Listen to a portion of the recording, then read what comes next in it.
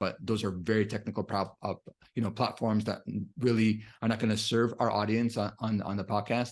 But it's definitely WordPress is the most search engine friendly and will help you to get on the first pages of Google if you have a search engine optimization strategy.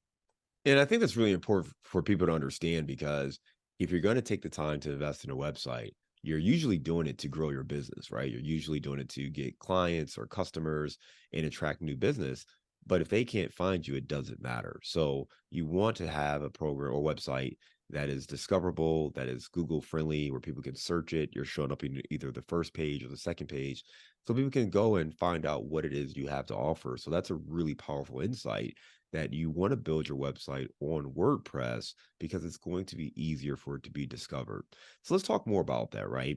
You work with a lot of different people, from real estate investors to other business owners who are looking to build out their websites and attract business for themselves.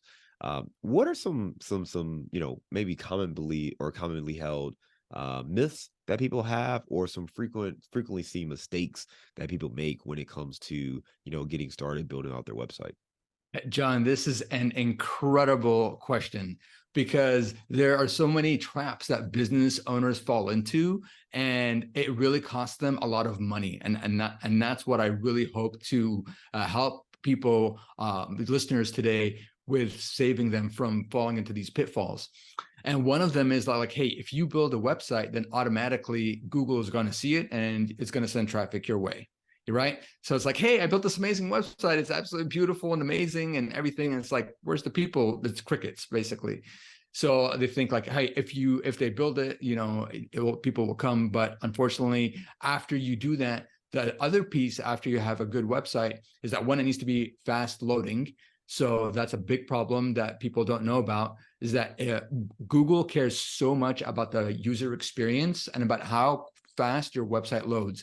So if your website doesn't load in less than 2 seconds, it's going to hurt your search engine rankings, because website wants to send people to the fastest website, because people don't want to wait on their phones, just waiting there until the page loads. So they're always going to want to care about how fast your website loads. And then after that you do that, you also need to care about, well, okay, now that you've built a website and it's loading quite quickly, how are you going to get your ideal potential customers to come to your website and to visit and to find out what you're all about? And so you have to have some kind of marketing plan. And without a marketing plan, you're really not gonna you're not going to be able to succeed. And in terms of a marketing plan, you really only have a few choices. So you can choose which one you want. You can go the SEO route, which you were just talking about, which is a fantastic route. However, I do also want to set your expectations that with SEO, it takes time. So, for example, our business does offer SEO services, but we don't promise any results, and we say, hey, it's going to take probably about 3 to 6 months before you even begin to see results. So if that's not for you and you want instant gratification, which a lot of people do, it might not be for you. It's the long game play, but it's very lucrative, because imagine after you write articles and they start ranking, then after that, Google just starts sending, traffic to people that are searching for things that are written in those articles. And if you set it up in such a way, then easily you can get the right kind of audience to your website.